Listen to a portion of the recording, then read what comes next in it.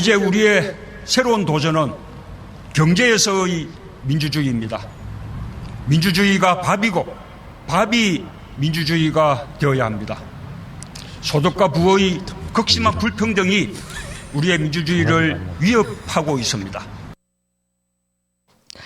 네, 안녕하세요. 바비 민주주의 5번째 만남입니다. 네, 경제 민주화를 향하는 사회 혁신 프로젝트입니다. 오늘도 이렇게 세 분 그리고 저 이렇게 모였는데요. 한 분 한 분 또 다시 한번 소개해 드리겠습니다.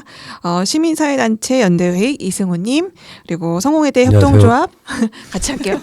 성공회대 협동조합 경영대학원 김할씨님, 네, 그리고 공정무역 사회적 기업 트래블러스 맵 대표신 변영석님, 안녕하세요. 네, 안녕하세요. 네, 그리고 저는 철도노조의 김승아입니다.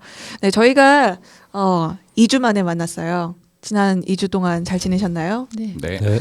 어떻게 우리가 사실 여기 새날이 정치 팟캐스트잖아요. 우리도 선거 얘기 잠깐 해볼까요? 네. 어떻게 만족하시는지. 네, 그러니까요.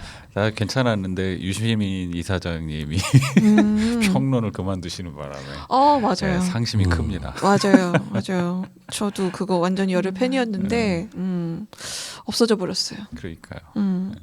네. 뭐 선거도 있었고 사실은 그 다음 날에 이제 세월호 6주기도 있었고 그다음에 주말에는 이제 4.19도 있었죠. 그래서 네. 사실은 세월호 6주기나 이런 게 좀 선거에 좀 많이 가려진 것 같긴 합니다. 네. 네, 그런 아쉬움도 있었습니다. 네, 김할씨님은요? 저는 제가 찍는 사람은 잘 당선이 안 되기 때문에 늘 겸허한 마음으로 한분 행사했다는 데 큰 의미를 두면서 되게 소수에게 힘을 주시는 분이시군요. 되게 소중하신 분들 여기 함께 모시고 있습니다. 그래도 지역구에 어떻게 출마는 하셨나 보네요. 찍을 분이. 그러게요. 당이 막 네. 출마 못 시키는 맞아, 데가 아예 많잖아요. 어디는 지방에 가면은 찍을 사람이 아예 그러니까요. 없던데요. 네, 딱 당 그 후보가 딱 둘. 나머지 하나는 국가혁명 배당금당이라서 그거는 좀 사표 느낌이 좀 강하고 그래서 찍을 사람이 없는 경우가 굉장히 많거든요. 그러면은 수도권은 그래도 뭐 다양한 정당이 나오니까는 그러게요. 그 저는 선거는 최고보다 차악을 선택하는 거로 흔히 말하잖아요. 전형적으로 그런 투표를 했습니다. 사실은 찍을 후보자가 없어서 기권을 할까 하다가 이 사람은 진짜 안 되겠다라고 하는 그렇죠. 사람이 있어서 그렇죠. 그래도 투표를 해야겠다. 네, 이랬어요. 맞습니다. 저는 네. 가끔 기권도 했는데 찍을 사람 없으면 아니 그런 생각을 해요. 저도 투표하면 그야말로 살인자를 뽑을 것인가 무장강도를 뽑을 것인가. 그래도 죽이는 것보다는 차라리 뺏어가는 게 좀 낫지 않나라는 생각으로 이제 투표를 접근을 했거든요. 그래서 저는 그래도 기표하지 않은 걸 넣은 적도 있었어요. 그래서 찍을 사람 그냥, 없어갖고 투표를 굳이 하러 가셔가지고. 가셔가지고 또 색다른데요.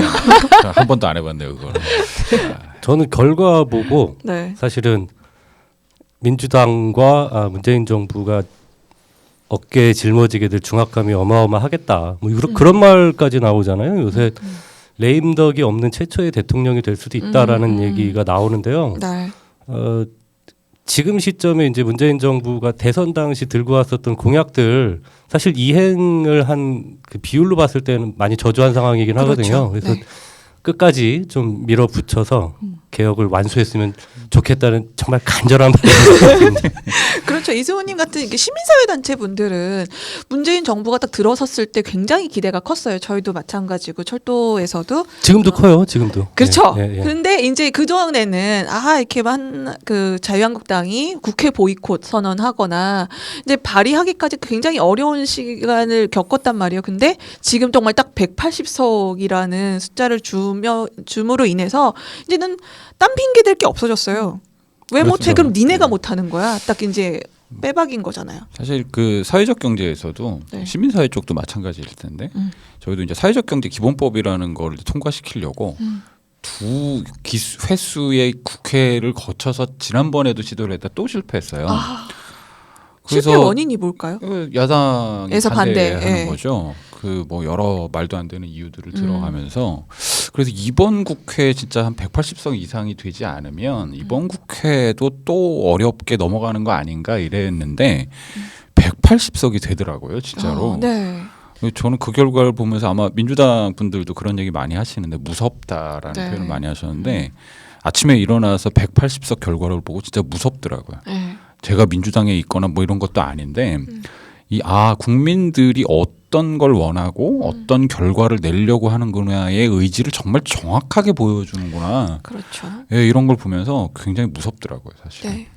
더 기대가 커지셨겠어요, 진짜. 저도 그런 생각이 좀 들었는데 아마 사회적 경제 기본법 뭐 세트가 있을 거예요. 맞아요. 시민사회 네. 영역에서 또 이제 개혁 법안이라고 계속 마찬가지로 뭐 19대부터 막 지속적으로 막 했는데도 안 되는 법안들이 되게 많은데 180석이라고 하면 사실 어마어마한 의석이죠. 뭐 물론 이제 선거가 지났으니까 또 이제 뒤풀이 차원에서 뭐 고소고발 난무하고 뭐 이러면서 이제 의석이 날아가고 뭐 이러기도 하겠지만 기본적으로 180석이라는 틀거리를 가지고 잘 하시겠죠. 잘 하실 거고. 뭔가 숨어 있는 뒷말이 있는 것 같아. 그런데도 못하면 이런 X. 막 그러니까 이렇게. 무서워할 필요가 없는 거예요. 하고 싶은 걸 하면 되는 거거든요. 맞아요. 그거 말로만 맞아요. 했던 거를 하면 네. 되는 거여서 무서워할 맞아요. 필요가 없는 것이고 그러니까 제가- 능력을 보여주면 되는 거죠. 뭐. 제가 말로 표현 안 한 건 다른 게 아니라 큰 기대를 가지고 있다. 뭐 그런 정도입니다. 그렇죠. 네. 기대가 이제 채워지지 않으면 이제 거의 삐지죠. 네, 그런 걸로 돌아오게 되는 거죠. 제발 국민이 다시 삐지지 않게 네. 잘 해주셨으면 하는 바람입니다. 네, 오늘은 이제 저희가 주제를 공유 경제에 대해서 한번 이야기해 보려고 했는데요. 저희가 처음에 뭐 사회적 경제다, 뭐 경제 민주화다 이런 주제를 가지고 얘기한다고 말씀을 드렸었는데 이 개념에 대해서 사실 제대로 짚고 넘어가지 못한 부분이 있는 것 같아요. 사실 여기는 전문가도 계시고 좀 사회 활동을 하시다 보니까 이제 활동가 분이시다 보니까 저희도 그렇고 좀 그런 단어 자체에 대해서 좀 익숙한 경우가 많아요. 그래서 많은 분들이 다들 정말 익숙하게 잘 아시리라고 생각하고선 좀 개념 정리를 빼먹지 않았나라는 지적이 있었습니다. 그래서 반성을 하고요. 네, 그래서 오늘 공유 경제에 대해서 한번 이야기를 해보려고 하는데 이야기하기 전에 우선 공유 경제가 그럼 과연 무엇인가? 어떤 것이 공유 경제이고 또 우리나라에서는 그것이 어떻게 이렇게 달라져 왔고 그랬는지 한번 이야기를 나눠보도록 하겠습니다. 그래서 우선은 공유 경제 정의에 대해서는 이 전문가분들의 도움이 아주 절실하게 필요합니다. 네, 어떻게 누가 설명을 해드릴까요? 전문가 아닌데. 스가님 보니까 많이 뭔가 저 출력해 공부 오셨는데. 열심히 했어요. 나름. 네. 전문가를 지금 여기서 지정해놓고 시작하는 거 같아요. 그럴까? 네. 네, 우선은 어쨌든 김할신님께서 지금 공부하고 계시잖아요. 저도 뭐 공유경제 전문가는 아닌데요. 네, 그래도 이제 우리 중에서 왠지 제일 많이 하실 것 같은데. 아니 뭐 그건 아니고요. 예. 어차피 이제 이거 모든 사람들이 다 관심 있는 부분일 네네네. 텐데. 저는 사실은 공유경제라고 하는 단어 자체에 좀 문제의식을 갖고 있어요. 공유경제가 그러니까 공유한다라고 하는 공유경제 그러면은 느낌들 어떠신가요? 굉장히 좋다는 느낌 들지 않나요? 그렇죠. 그렇죠. 예. 사회적 경제 하면은 뭐 약간 뭐 공산주의냐 뭐 이런 느낌이 있다고 말씀하시는 분도 계시지만 공유 경제라고 하면은 되게 서로 아나바다? 약간 그런 느낌이죠. 맞아요. 뭔가 공동체적인 느낌이더라고. 예. 시민 공유 자산 뭐 이런 그쵸. 얘기도 하고. 네. 나눠준다 뭐 이런 느낌. 네. 네. 그래서 굉장히 예전과는 다르게 모든 사람한테 도움이 될 것 같은. 그렇죠. 그것을 이용하는 착한 기업. 사람이라든가, 그쵸. 막 그런 개념, 느낌 딱 드는 말이 공유경제란 거 같은데, 실제로 그러한가라고 하는 것에 대해서 제가 문제의식을 갖고 있어서, 공유경제라는 개념 자체가 옳지 않다라고 생각을 해요.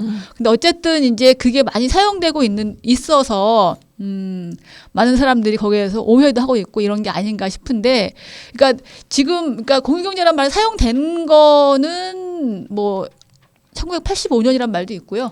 2000년대 초반이란 말도 있고 막 그런데 어쨌든 이제 이게 이제 처음에 사용될 때부터의 개념과 좀 달라진 것도 있고 근데 현재 사용되고 있는 거는 우리가 이제 이 IT 기술이 발달하면서 IT 기술을 바탕으로 한 플랫폼을 기반으로 해서 그 소비자와 서비스를 제공하는 사람이 플랫폼을 통해서 만나서 서비스를 주고받는 이러한 것들을 대체로 공유경제라고 말을 하고 있거든요, 지금. 네. 그래서 이제 근데 이거를 공유경제라고 할 수 있는가라고 하는 건 좀 더 얘기를 해봐야 될 부분인데 어쨌든 지금 우리가 공유경제라고 하는 것의 개념을 굳이 얘기한다고 한다면은 그렇게 얘기할 수 있지 않을까 싶습니다. 네. 예. 한영선님. 그 이제 공유의 반대말이 혹시 지금부터는 저는 이제 전문가 연 하셨으니까 이제 테스트도 좀 해야 아, 될 것 예. 같아요. 공유의 반대말이 뭘까요? 사유? 그렇죠. 그렇죠. 예, 공공 다 같이 가면 맞습니다. 개인적으로 가지고. 그래서 사실은 이제 이거의 개념적인 뿌리로 쭉 들어가면 사실은 공유라는 말이 새로 등장한 게 아니고 우리는 원래 모든 걸 공유하면서 살아왔었어요. 그렇죠. 혼자 살지 근데 못하죠. 다시 이것이 공유라는 말로 개념화되기 시작한 거는 사유라는 개념이 등장하고 난 이후의 언어인 것 같아요.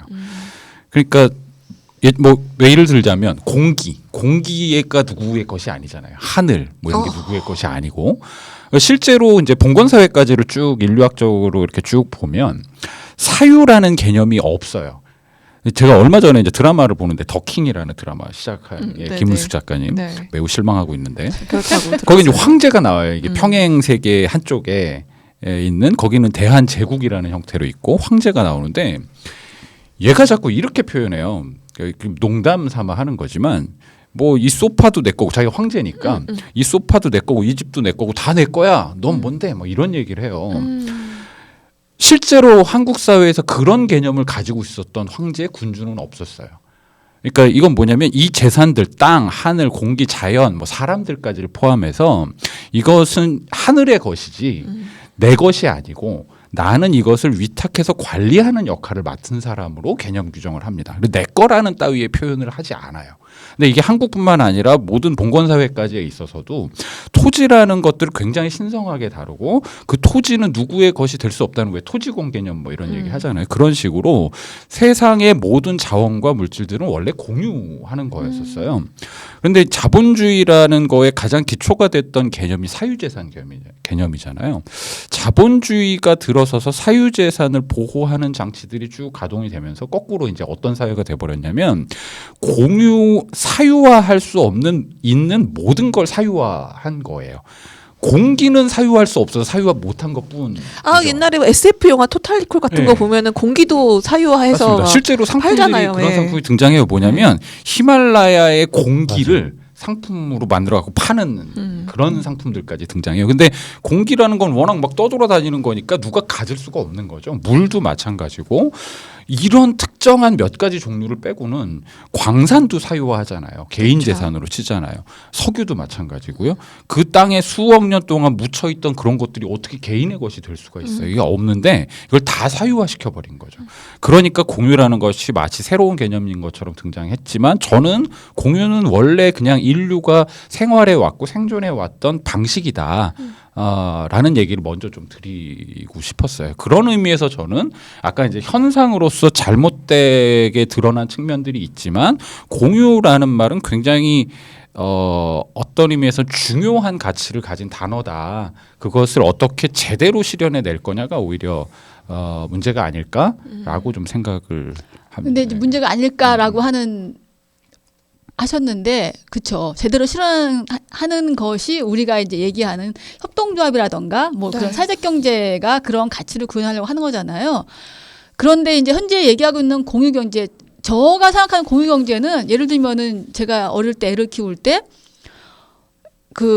나보다 먼저 애를 낳은 사람들이 막 뭐 갖다 준단 말이에요. 애 빨리 자라니까 옷도 갖다 주고 그렇죠. 뭐 이런 거 쓰다가 그러면은 또 다른 친구가 애를 낳으면은 이거 너 갖다 써라. 그래가지고 그 친구가 또 애를 키우다가 어느 날 또 내가 둘째를 낳았는데 뭐가 또 왔는데 보니까 내가 쓰던 걸 준 게 돌고 돌아서 다시 나한테 오는 경우도 있단 말이에요. 자전거도 그렇고 유모차도 그렇고 애들 옷도 그렇고 이런 거 아무런 대가 없이 어떠한 특정한 공동체 내에서 공유할 하는 거잖아요. 그렇죠. 이런 게 공유경제로 하면 공유경제라고 우리가 이름을 굳이 붙인다 한다면은 할 수 있을 것 같아요. 아나바다라고 하는 뭐 이런 네. 나눠 쓰고 뭐 고쳐 쓰고 이렇게 하는.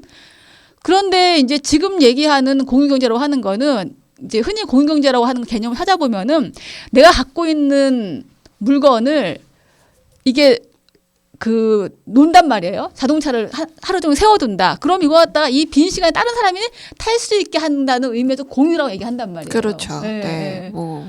근데 그거는 내가 갖고 있는 차를 이용해서 영업을 하는 거예요.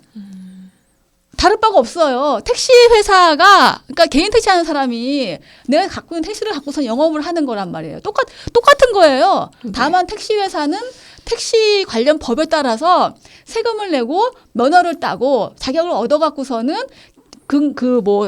이부제인지 뭐 이런 것까지 다 규칙을 지켜가면서 영업을 하지만은 내가 갖고 있는 자가용은 그런 거에 전혀 관계없이 개의치 않고 그 처음에는 아마도 동네에 사는 사람이 같은 회사가 같은 동네에 있다. 그러면 거기까지 갈 때 내 차를 같이 태워주고 가고 이렇게 했던 것들을 갖다 상업화한 거란 말이에요. 맞죠. 카풀도 생겨났었죠. 그렇죠. 네. 카풀 자체가 원래 그냥 우리가 친구들 태워가고 하던 것 갖다가 그렇죠. 상업화한 거예요. 돈을 받고. 그러니까 이걸 갖다가 굳이 이름부터 공유 경제라고 얘기를 하는 것이 과연 공유냐.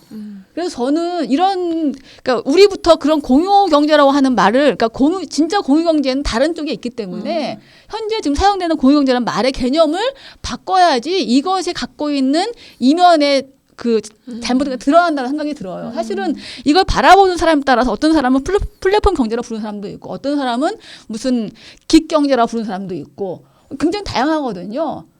네, 이 공유 경제가 우리나라에 쓰이고 있는 분야가 보통 말씀하셨듯이 뭐 자동차를 뭐 시간을 공유하는 그런 타다나 쏘카 뭐 이런 것도 있고요. 에어비앤비 아니 우버 뭐 이런 서비스들을 가지고 우리가 공유 경제라고 부르기 시작하면서 사실 이 개념에 대해서 뭐지? 했던 건데 사실 이미 있었던 공유 경제를 약간 포장지 겉포장을 그렇게 해서 마케팅. 예, 마케팅을 한 것 같은 그런 느낌이 좀 드는 게 사실 이번에 얼마 전에 타다가 이제 타다 베이직 서비스를 중단을 하게 됐잖아요. 그러면서 12,000명의 타다 드라이버들이 일시에 실직을 하게 되면서 사실 이것이 얼마나 허울 뿐이었나라는 걸 좀 적나라하게 드러나지 않았나라는 생각을 했어요. 그래서 이 해고되신 분들이 뭐 단체 유니언을 만들어서 이분들이 뭐 파견법 위반 뭐 근로기준법 위반을 가지고 이 타다 소카 대표를 고소를 했더라고요. 이제 이런 걸 보면서 그러면서 또 이재용 전 대표는 이게 이 사람들 12,000명이 해고된 게 김현미 장관 때문이다. 이런 식으로 사과해라. 이런 태도가 나오고 있어서 이건 뭐지? 했었거든요. 네. 저는 김할신 선생님 말씀에 크게 동의를 하는 게 사실은 이것은 예를 들면 구성원 간에 어떤 방식으로 합의를 했고 그래서 어떤 방식으로 이용을 하는지 예를 들면은 소유와 이용에 대한 합의의 방식의 문제라는 생각이 들어요. 예를 들면 타다에서 그런 고양이가 갑자기 제가 하는 말이 틀렸나 봐요. 저는 그런 거예요. 타다에서 그런 방식으로 운영하다가 실패를 했다. 그럼 공유경제는 망한 건가요? 그렇죠. 그런 그러니까 게 아닌데. 저는 그래서 이걸 조금 또 찾아봤어요. 제가 전문가가 아니기 때문에. 근데 그러면서 공유경제가 뭘까? 예를 들면 그럼 대한민국에서 혹은 뭐 이 나라 안에서 공유경제의 시초는 뭐야? 뭐 근데 아까 말씀하신 대로 변호사 선생님 말씀하신 대로 다 공유였던 거예요. 그렇죠. 그러니까 대동강물을 팔아먹은 봉이 김선달이 욕을 먹는 거잖아요. 맞아요. 사실은. 네. 그런데 예를 들면 봉이 김선달이 그 마을에서 이 물을 이 안에 구성원들끼리 어떤 방식으로 이용하는지 대신에 우리가 먹을 수 있는 물로 만들어야 하고 그러기 위해서는 어떻게 보존해야 되고 보존을 위해서는 구성원들이 어떤 노력들을 같이 합치자. 그래서 이걸 우리끼리 서로 공유를 하자. 라고 했을 때는 또 말이 되는 개념일 수도 있겠다. 그러니까 생각해보니까 공유경제 아니었었던 게 없었던 거예요. 그리 오래까지 전후로 갈 필요도 없다고 봐요. 예전에 학교 다닐 때 이제 저희 학교 앞에 학생회관 앞에 구루마가 5대씩 이렇게 있었거든요. 그때 당시만 해도 이제 이사 가려면은 학생들이 구루마로 이사를 했으니까 그러면은 그거 사용료 1,000원 내고 거기 구루마 쓰고 갖다 놓고 뭐 이런 거라든가 도서관에서 책 빌리는 거라든가 뭐 생각해 보니까 거의 다 공유 경제였던 거예요. 근데 이제 이거를 이런 형식을 공유 경제라고 묶어서 통칭하는 게 과연 타당한 일일까? 뭐 이런 그냥 원론적인 의구심이 좀 들더라고요. 제가 그 제러미 리프킨이 한계비용 제로 사회라는 책에서 이 문제를 정면으로 좀 다뤄요. 근데 여기서 다룰 때는 어떻게 접근을 하냐면 경제 시스템 전체의 변화의 맥락에서 공유 경제를 정의를 하려고 노력을 합니다. 그러면서 이제 그때 공유 경제를 뭐라고 표현하냐면 실제로는 이게 소비를 굉장히 촉진하고 지향해서 굉장히 과다한 소비를 만드는 사회로 만들어져 있잖아요.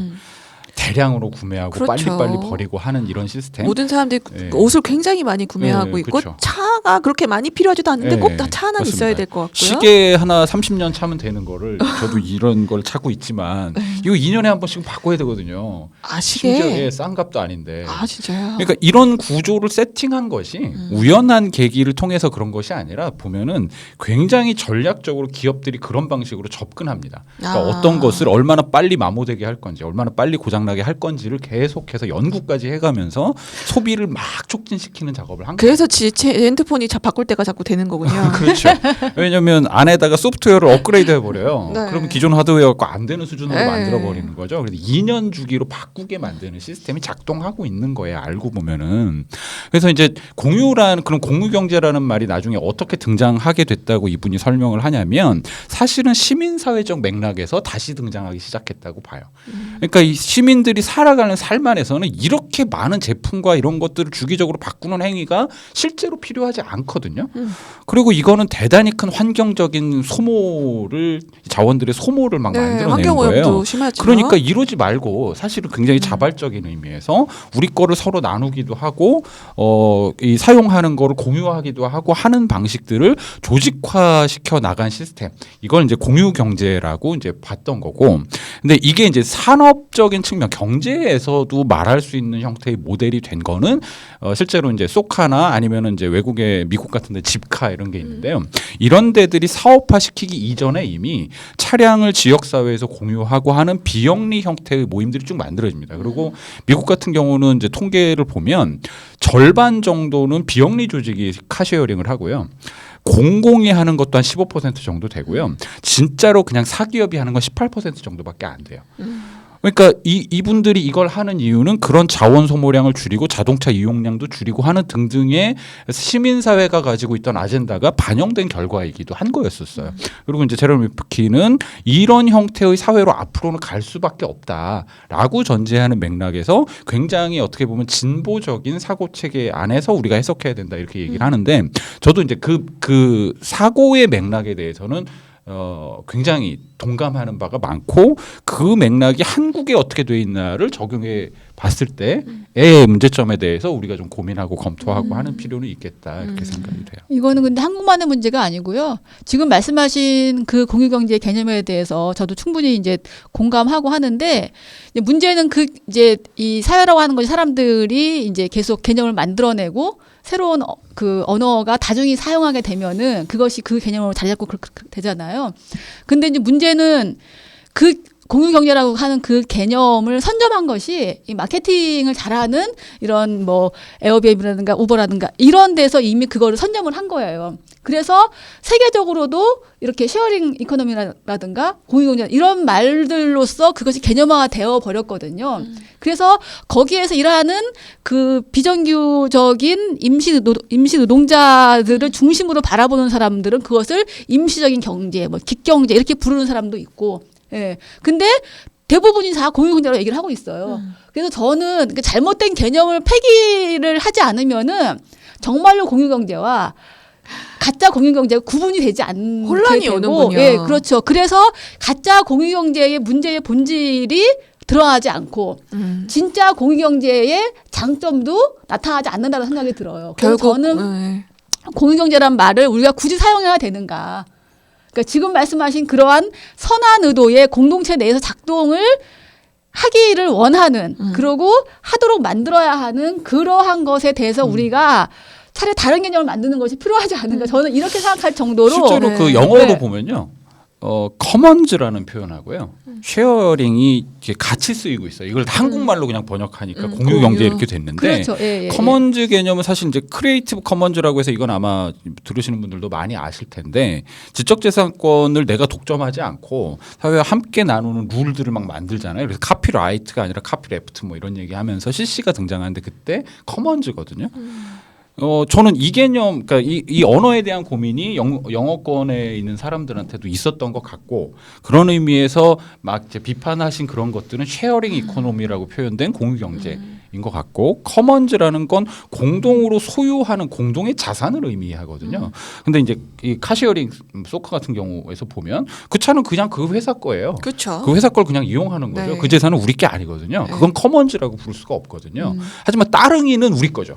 예. 예. 따릉이는 그거는 커먼즈예요. 공공재산이니까. 예, 공공재인 그렇죠. 거예요. 그러니까 이것을 구분하는 어떤 좀 논의 뭐 이런 것들이 굉장히 좀 치열하게 붙을 때가 됐다. 저도 그런 점에서 공감합니다. 그래서 그런 것이 논의가 되지 않고 있기 때문에 특히나 이제 언론을 많은 사람들이 언론을 통해서 그런 걸 접할 텐데 뭐 신문이라던가 라디오로 뉴스라던가 이런 데선 전부 다 그걸 공유경제라고 칭하고 있어요. 예, 그래서 뭐 배민이라던가 그 말도 안 되죠. 아까 진짜. 얘기하셨던 그 뭐죠? 타다 이런 거 전부 다 공유경제라고 얘기를 하고 있단 말이에요. 그러니까 공유경제가 아니거든요. 네. 예. 그래서 저는 공유경제는 개념을 우리가 사용하지 말아야 된다는 생각이 들어요. 아, 그래야지 네. 이 잘못된 개념을 폐기할 수 있지 않겠는가. 네. 저는 뭐 뺏기고 싶지 않은 말이기 때문에 뭐 아니, 생각이 확실히 좀 다르긴 하지만 그 변현석 점에서는 대표님이 말씀하신 것처럼 이 같이 뭐 많은 소비들 불필요한 소비들이 많은 사회에서 이런 남는 공간, 남는 뭐 재화들을 공유해서 쓰는 거는 분명히 필요한 사업 방향이라고는 하지만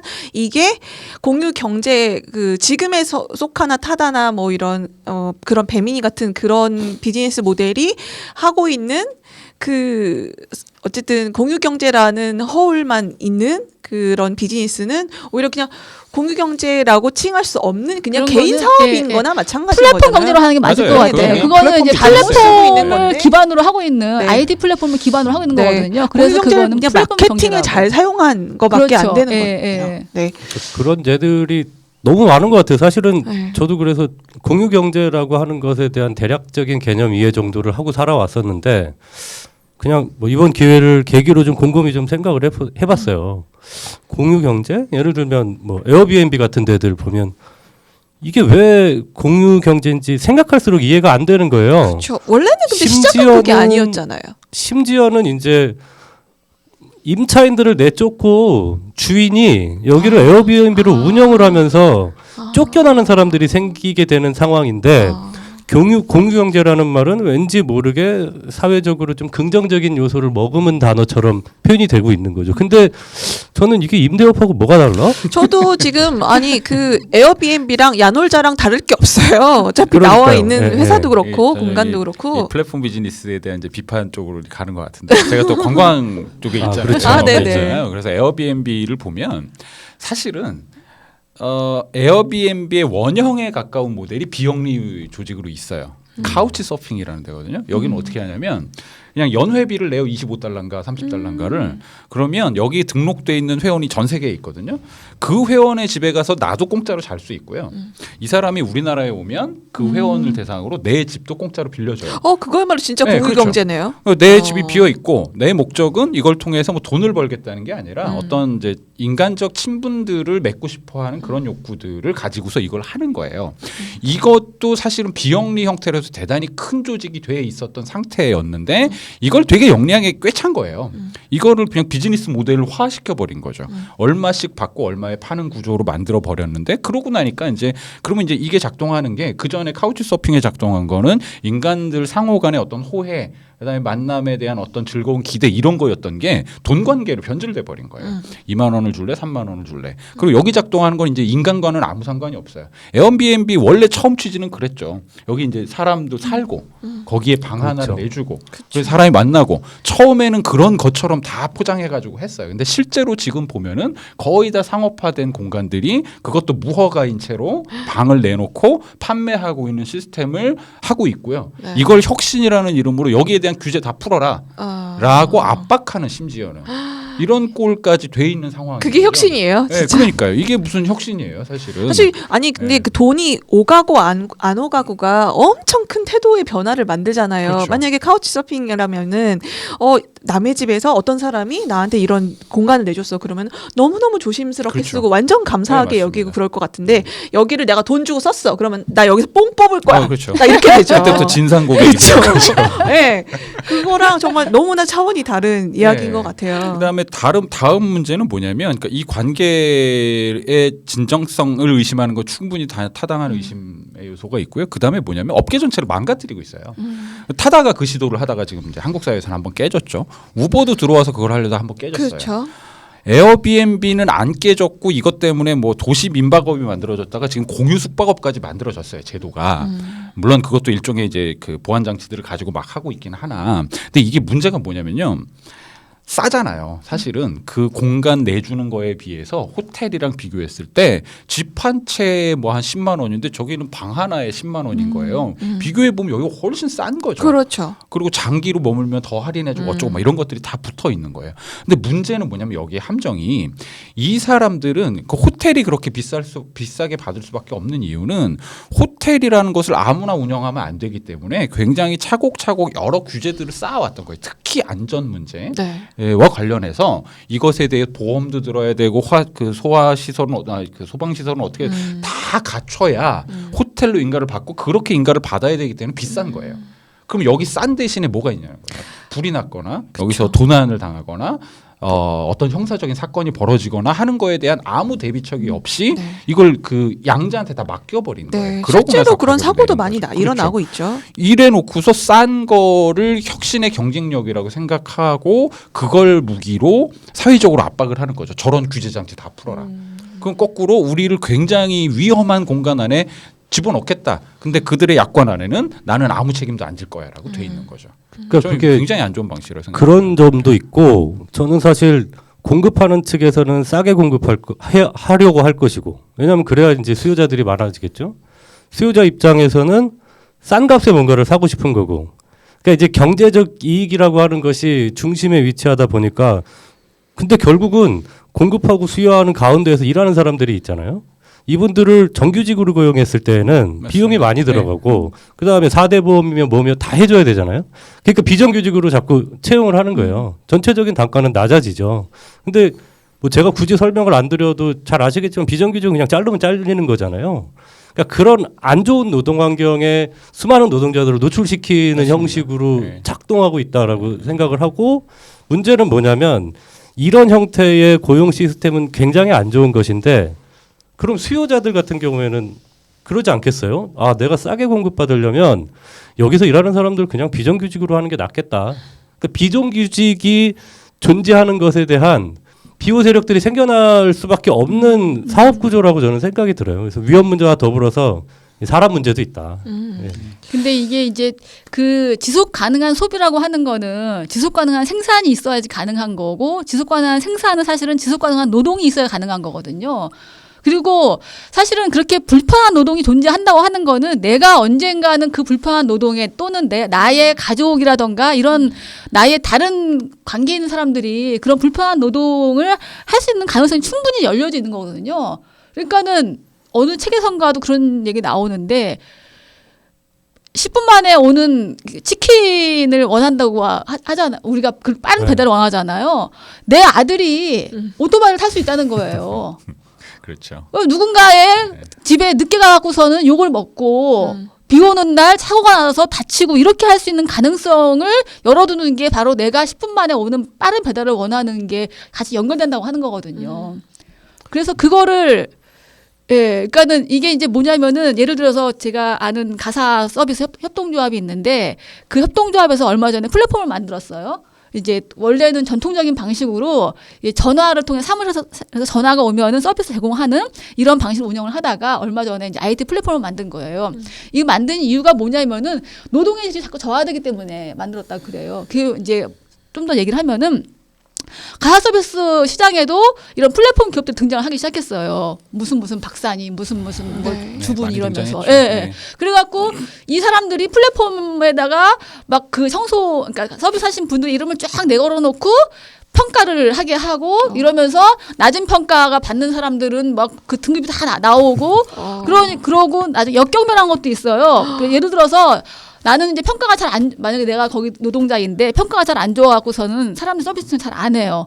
그럼 내가 역으로 제안하는 거예요. 원래 30번째를 하는데 하루에, 그러니까 뭐 4시간 5만 원인데 내가 4만 원에 해주겠다. 역경매를 하면은 소비자들이 싸니까는 그거를 선택하는. 그러면은 원래 기존에 4시간에 5만 원 받던 서비스가 4만 원도 가능하다라는 인식이 생기는 거거든요. 그렇게 되면은 다른 사람들도 역시 4만 원, 어떤 사람은 그럼 나는 3만 5천 원 이렇게 부르고 갈 수 있는 거예요. 그렇게 되니까는 이 기존 가사 서비스 협동조합을 하던 이쪽에 영향을 받는 거죠. 시장이 그렇게 만들어지니까는 이쪽 사람들도 더 낮은 그러니까는 똑같은 노동을 하는데 더 낮은 돈을 그러니까 저임금을 받게 되는 걸로 자꾸 바뀌니까 우리가 플랫폼을 만들어서 더 건강한 문화를 만들어 보자. 뭐 이런 취지로 만들었다 그러거든요.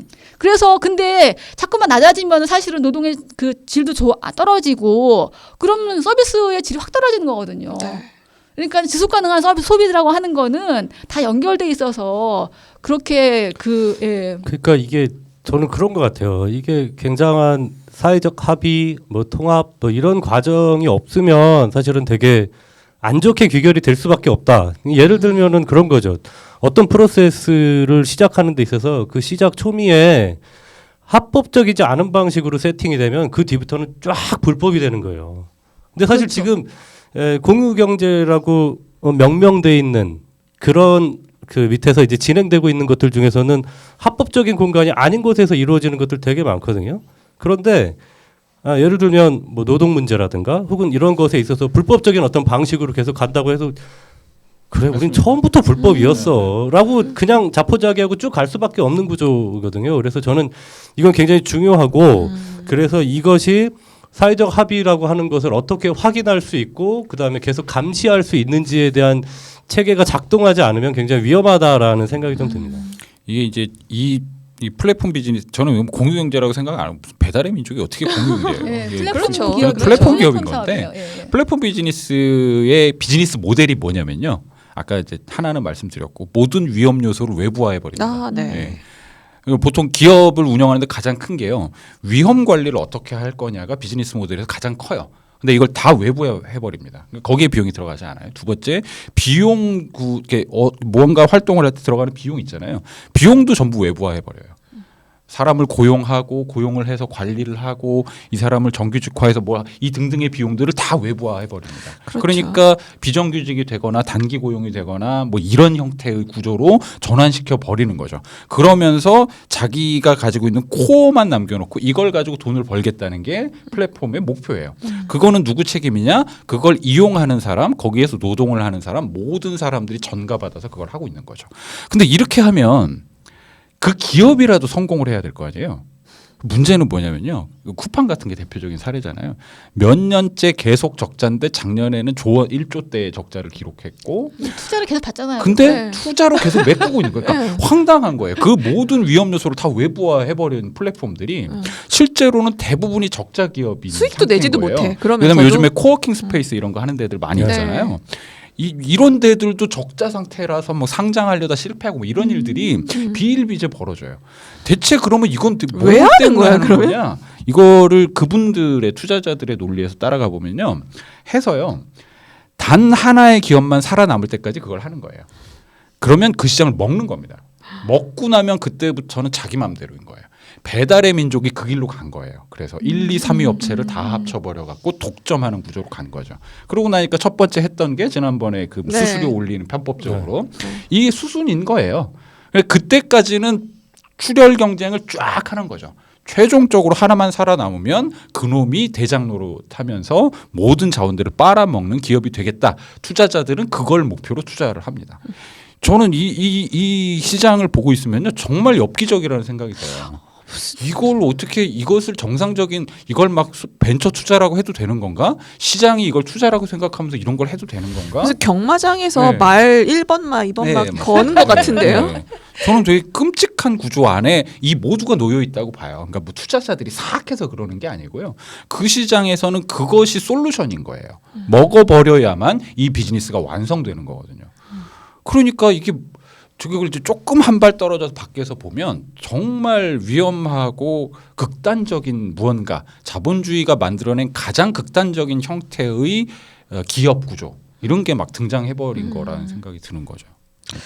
네, 지금까지 종합을 해보면은 이 남는 물건 공유해가지고 좀 약간 아끼는 거 좋다 말이야. 근데 이걸 가지고 사업을 하는 사람들이 우리는 정말 착한 일하는 좋은 기업이에요라면서 포장을 해놓고서는 근데 본인들도 결국에는 수익은 못 내고 이걸 독점하기 위한 목표를 향해서 가고 있는데 그 와중에서 위험은 외주화되고 뭐 사람들은 점점 높은 수수료에 허덕여 가고 그러면서 그러면은 수익을 받는 거는 혜택을 받는 거는 그럼 일반 소비자들인데 일반 소비자들이 그렇게 막 싸게 이용하면서도 그것이 결국에는 나한테 돌아온다는 생각을 전혀 못 하고 있다는 이런 생각이 드네요.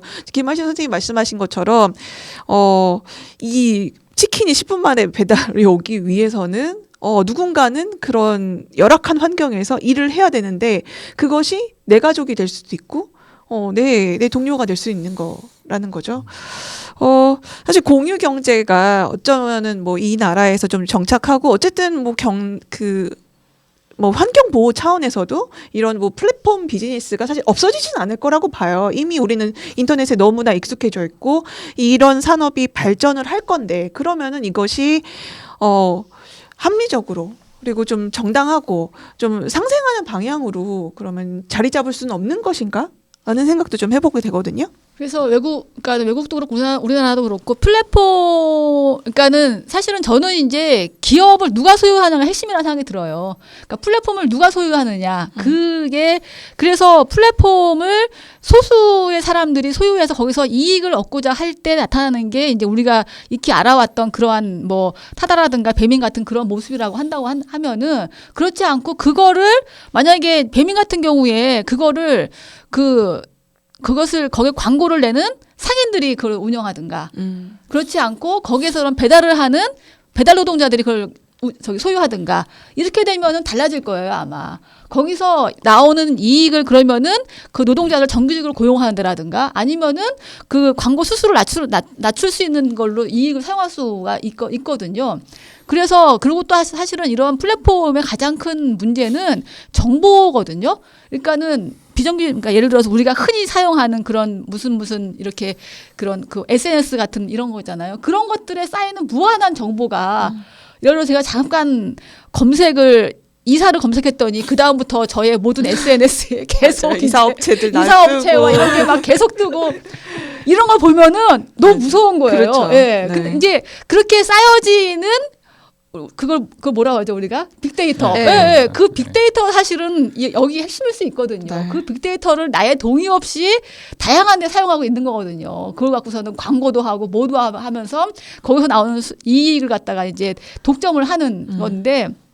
그래서 그러면 그런 거를 그러면은 예를 들어서 그렇게 무슨 얼굴책 뭐 이런 걸 갖다가 거기에 가입해 있는 가입자들이 그걸 소유한다. 그렇게 되면은 내가 검색한 이사라고 하는 정보를 광고에 쓸 수 있다. 내가 동의를 할지 말지를 갖다 결정하게 하고 그리고 내가 동의해서 만약에 광고 수수료를 얻으면은 그거를 어디에 쓸지 이런 것들을 결정할 수 있는 권한을 내가 가질 수 있는 거잖아요. 그러니까 그런 차이들이 있는 거예요. 네. 예, 그래서 이제 그렇게 그 플랫폼을 사용하는 또는 그러니까 이용하는 생산자나 소비자들이 공유하는 그런 모델들이 지금 만들어지고 있는데 그게 바로 이제 플랫폼 협동조합이라고 하는 거거든요. 네. 어찌 보면은 그 빅데이터라는 게 대동강물이나 마찬가지인 게 아닐까 싶기도 그렇죠. 합니다. 그렇죠. 네, 그런데 그렇죠. 그거를 일반 기업이 소유하고서는 지금 막 내가 그걸 접근을 먼저 해서 내가 일바로 도착했기 때문에 지금 먼저 하고 있는 건데 오히려 그렇다면은 이거야말로 정부가 나서서 해야 되는 일이 아닐까 공무원들이 그래서 이런 이 생각이 드는데요. 환경들을 바꾸기 위한 이제 모델들을 연구하는 그룹들이 꽤 많이 있는 것 같아요. 여러 군데에서 이런 걸 하고 있는데 아까 이제 얘기하셨던 맥락에서 보면은 협동조합으로 바꾼다. 전 재밌게 봤던 사례가 미국에서 버거킹. 이 프랜차이즈라는 건 사실은 재료를 계속적으로 공급하고 거기에다 가격을 이만큼 얹어가지고 이 판매점들이 모델이죠. 하게 네, 하고 네. 그래서 수익을 버는 구조인데요. 버거킹의 이 지점들 프랜차이즈 점들이 여기가 협동조합을 만들어버린 거예요. 워낙 비싸게 막 이걸 하려고 하니까 이 점주들이 협동조합을 이제 회사하고 교섭도 하고 싸움도 하고 했죠. 그 과정에서는. 근데 이분들이 협동조합을 만들어서 원자재 구입을 직접 합니다. 이런 구조로 만들어버리면 이제 거기서 생기는 불합리한 어떤 이익들, 구조들을 없애버릴 수 있는 거죠. 그러면 훨씬 싼 가격에 제품도 공급받고 양질의 재료를 가지고 운영을 할 수 있는 구조를 바꿔내는데요. 이게 이제 김할신 선생님 말씀하신 그런 구조의 어떤 사례들인 것 같아요. 물론 그건 오프라인에서 한 거지만 실제로 온라인에서도 그런 게 저는 충분히 가능하다라고 보고요. 조금 근데 저는 그래도 뭔가 공유경제 이런 걸 좀 옹호하고 싶은 맥락이 뭐냐면 실제로 그러니까 이게 플랫폼 비즈니스에 대해서는 이런 비판들이 굉장히 정확하고 맞다고 보는데요. 공유경제가 가지는 굉장히 긍정적인 측면들이 이제는 꽤 역사가 돼서 이렇게 나오는데 어떤 거냐면 차를 공유하기 시작하는 순간 차 소비량이 일단 줄어듭니다. 그렇죠. 그러니까 차를 만드는 데 드는 네. 재료들이 일단 없어지죠. 그다음에 이걸 이렇게 해놓으면 조금 번거롭고 복잡하기 때문에 차의 이용량 30% 이상 줄어든대요. 오. 네. 그리고 기름을 소모하는 양도 적어지고 그래서 차를 통해서 이동하는 총 거리가 획기적으로 줄어드는 거예요. 그러니까 차를 만들 때 쓰이는 이 원자재, 그 다음에 차를 굴릴 때 쓰는 석유 등등을 아끼면서 그러니까 기후 변화나 등등등등에 굉장히 큰 기여를 할 수 있는 방식인 것도 사실이에요. 그렇죠. 다만 이걸 만들어낸 그 조직이 주식회사라는 게 전 문제라고 봐요. 아까 이제 그러면 뭐 이용자도 손해 보고 네. 위험을 부담해야 되고 여기 네. 일하는 노동자도 그럼 누가 돈 버냐? 결국 주주들이에요, 그 회사. 그런 것 같아요. 네. 플랫폼을 투자자들이에요. 소유한. 네, 네. 맞아요. 그냥 그 투자. 사람들 돈 벌게 하기 위해서 이 모든 일이 벌어진 거예요. 거꾸로 놓고 보면은. 물론 이제 이런 일들을 처음 시작하는 스타트업 단계에서 막 그거를 생각하고 내가 누굴 착취해 이런 생각 안 하죠. 근데 결과적으로 그것이 드러나는 모습은 투자자들이 투자금의 몇 배의 회수를 목적으로 하는 이 행위 전체 말고는 누구에게도 도움이 하는 어떤 일들이 벌어지고 있다. 물론 편리하게 만들고 등등 그래서 이용하는 사람들의 편의가 생기기는 하나 그 비용 그건 다 우리가 지출한 건데요. 뭐 그 비용만큼에 대해서 돈 내고 지출한 건데 무슨 이득을 봤다고 할 수는 없죠. 그런 점에서는 이 구조를 바꿔내는 게 핵심이다라고 보고 그것의 대안이 여러 군데서 언급되는 게 이 플랫폼 자체를 협동조합 형태로 소유하는 거 혹은 비영리 방식으로 운영하는 거 그리고 하나는 아까 빅데이터 얘기는 블록체인 이제 뭐 이게 무슨 뭐 투기로서의 뭐 이런 거 말고 블록체인 기술을 이용해서 이것들을 연결해서 중앙이 없는 플랫폼을 만들기 위한 시도들도 막 하고 있어요.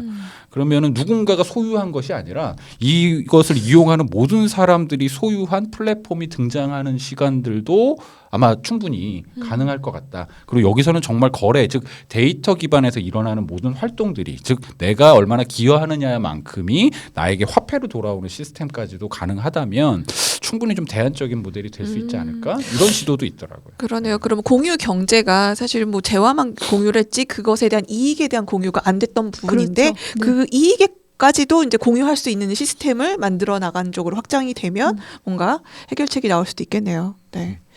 그래서 저는 일단은 공유경제라고 하는 원론적인 이제 그 개념, 본래적인 개념을 두고 어쨌든 지금 현재 그 열심히 돈을 벌고 있는 그러한 기업들은 이제 플랫폼 기업이라고 부르는 게 플랫폼 경제라고 부르는 게 맞다라고 그래서 개념을 좀 이렇게 분리하는 노력들을 우리가 해야지 이제 정확하게 대안도 만들 수 있고 그렇지 않을까라는 그런 생각이 들고요. 그 실제로 뭐 다른 좀 예를 좀 더 들어보면은 플랫폼 협동조합 같은 경우 중에서 뭐 예를 들어서 이제 그 음악을 하는 사람 있잖아요. 우리나라 보면은 역시 또 음악도 플랫폼이 있잖아요. 그리고 거기에서 이 우리가 음악을 계속 다운받는데 실제로 이제 그 음악을 만든 사람이라든가 가수라든가 한 들어가는 돈이 별로 없다고 얘기하잖아요. 근데 이것도 역시 마찬가지로 그 음악인들이 플랫폼을 만들어 성공한 사례가 있어요. 운영하면서. 그러면 거기 나오는 수익은 다시 돌아가거든요. 이 사람들한테. 다시 작곡을 더 잘할 수 있도록, 노래를 더 잘 부를 수 있도록. 그런 협동조합들이 외국에 있어요. 그래서 우리나라 같은 경우도 계속 이제 그런 걸 몇 번 실패하고 했었는데 좀 더 이제 그러니까 그래서 그러한 개념을 우리가 분리해서 생각하게 되면은 그냥 그런 플랫폼 기업과 실제로 이제 필요한 우리한테 필요한 서비스를 할 수 있는 그리고 또 그것이 당사자한테 이게 돌아갈 수 있는 그러한 기업이 어떤 것인지를 좀 구분할 수 있지 않겠는가 그런 생각이 들어요. 저는 그래서 그걸 분리해내는 작업이 자연스럽게 뭐 명칭을 변경한다고 해서 될 일은 좀 아닐 것 같고 아예 이 시장에 진입하지 못하는 어떤 제한들이 있어야 되는 거 아닐까? 그렇지 않으면 이게 분리가 될까? 저는 여전히 계속 계속 머릿속으로 딴 생각을 하고 있었는데 네. 그러면은 뭐 옛날에 그 농촌이나 이런 데서 품앗이하고 이랬었던 거 그 노동력에 대한 공유 경제 아니야? 근데 이게 네. 인력 시장에서 그런 그 뭐죠? 그 막 새벽 시장에서 이거 배치하고 수수료 떼는 데 있잖아요. 그럼 이건 품앗인가? 뭐 이런 생각이 드는 거예요. 근데 찬찬히 놓고 보면 그런 식으로 자본주의 사회에서 가공돼 왔었던 것들이 매우 많다라는 생각이 들고, 그런데 그런 인력 시장의 그 인력 공급 업체라고 하나요? 여기를 규제하는 법들이 분명히 있을 거라고 저는 생각을 해요. 그렇죠. 근데 다 왜 있죠. 새롭게 그러니까 빅데이터를 이용해서 플랫폼 이 비즈니스를 하는 데에는 왜 거기만 규제가 이렇게 없어야 되나? 혹은 좀 상대적으로 허술해야 되나? 그러니까 제 생각은 그런 겁니다. 하던 대로 해 그냥. 그렇죠. 공유를 이제 하려면. 그런 맞아요. 느낌이고 예. 이거를 이제 표현을 조금 해보자면 공유의 관계였던 걸 이게 이쪽이 하고 있는 일이 뭐라고 생각해요? 거래의 관계로 바꿔버린 거예요. 그렇죠. 예전에는 공유하고 있던 걸 거래로 바꿔버리는 순간 이상하게 꼬여버린 거예요. 모든 것이 이런 일이 벌어진 거라는 생각이 드는.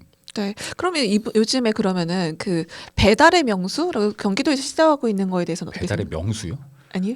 맞는 것 뭐, 같은데. 그런 게 아니, 있어요. 이름은 그 정확히 이름은 모르겠어요. 모르겠는데요. 예. 뭔가 그런 게 배달의 있다는 얘기 들었어요. 민족을 예, 대신해서 그런 경기도에서 직접 공공앱을, 나서서 네, 공공앱을 공공앱을 만들겠다라고 개발하겠다. 지금 네, 하고 네, 계시잖아요. 근데 거기다가 뭐 세금을 써도 되느냐 뭐 이런 아니, 이런 약간 저는 할 수도 지적이 있다고 있어요. 보는데요. 네. 우리가 공공에서 그런 거 많이 해봤잖아요. 그거는 성공하기 대단히 어렵습니다. 그러니까 공공이 주체가 돼서 공무원이 이게 이제 그 시장 안에서 움직여야 되는 조직을 만들겠다는 거잖아요. 말하자면은 공무원이 시장 안에서 움직이는 조직을 만들어서 뭘 하겠다?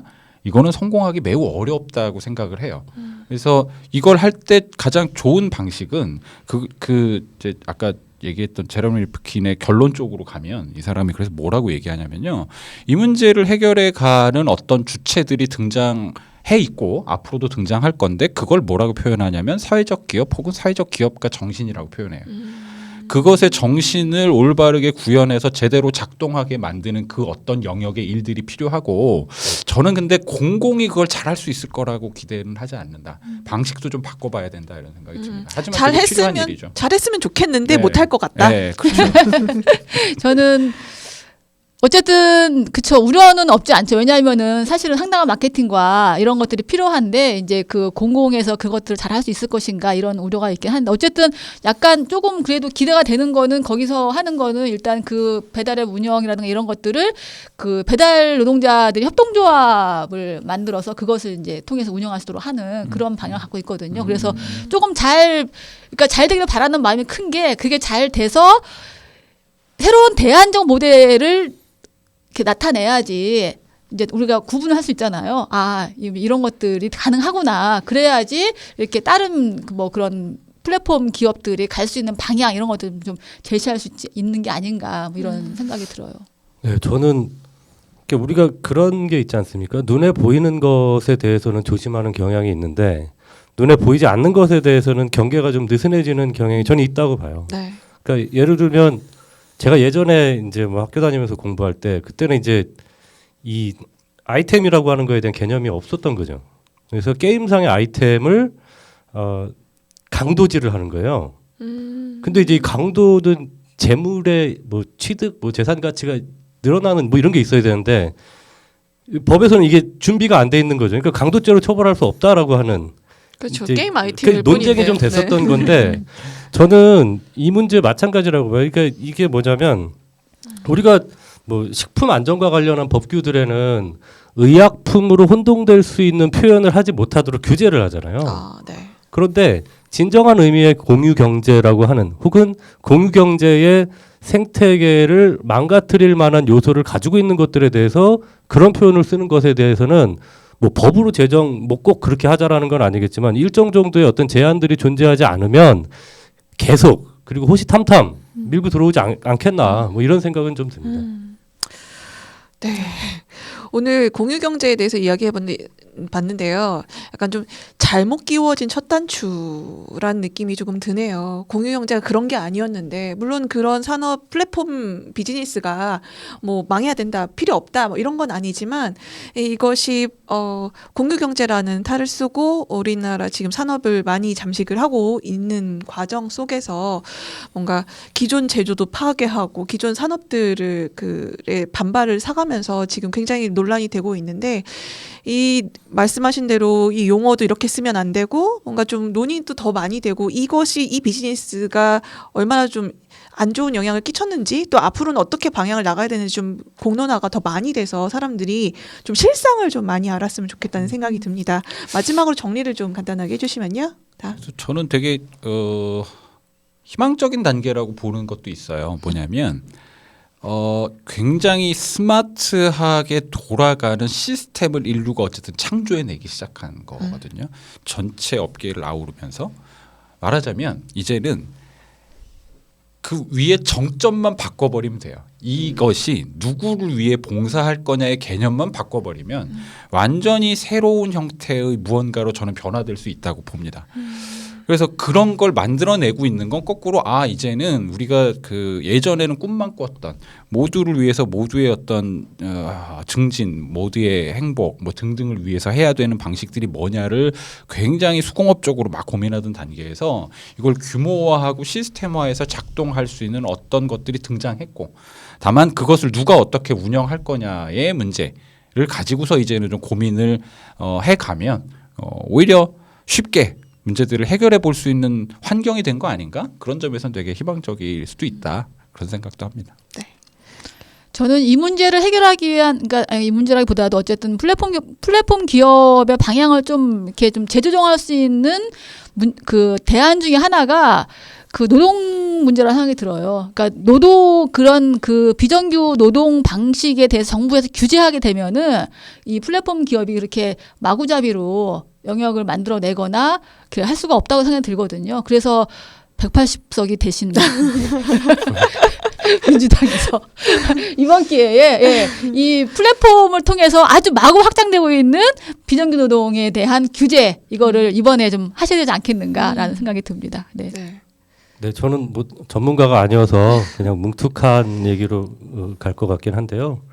지금 상황은 이제 사회적 가치와 사적 욕망의 투쟁 상태라고 좀 제 스스로는 정의할 수 있을 것 같아요.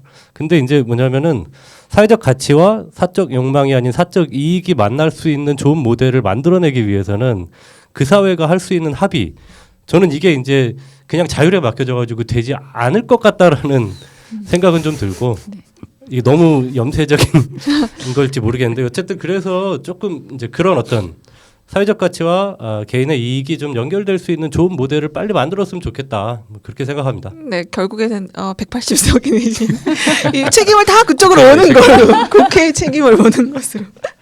네. 우리가 그럼 아니, 법안이 필요하면은 만들어줄 수 있을 것 같아요. 그렇죠? 네, 오늘 얘기도 어찌 보면 되게 막 한 곳으로 통하는 느낌이 다 드네요. 어떤 주제를 가지고 얘기해와도 막 우리 이게 기존에 하던 1, 2, 3, 4회가 다게요. 일맥상통하게 흐르는 듯한 그런 느낌이 듭니다. 네, 바비 민주주의 오늘 이야기는 여기까지 마치고요. 다음 시간에 더 재미있는 이야기로 돌아오겠습니다. 감사합니다. 네, 감사합니다. 현재로 저들을 물리치자. 바이러스에게는 마스크가 없다. 어서 가자 바이러스보다 먼저. 그러니 내일보다 먼저 가자. 우리들의 희망을 형제이게 하자. 설령 그것이 내일이라 해도 현재로 저들을 물리치자. 바이러스에게는 마스크가 없다. 어서 가자 바이러스보다 먼저. 바이러스에게는 마스크가 없다. 어서 가자 바이러스보다 먼저.